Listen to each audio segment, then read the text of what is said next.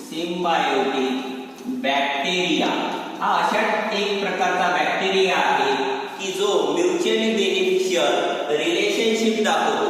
तर हा बॅक्टेरिया आपल्याला पाहायला मिळतो लेगुमिनस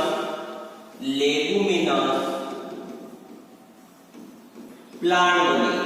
लेगुमिनस प्लांट असे प्लांट की ज्या प्लांटच्या रूटला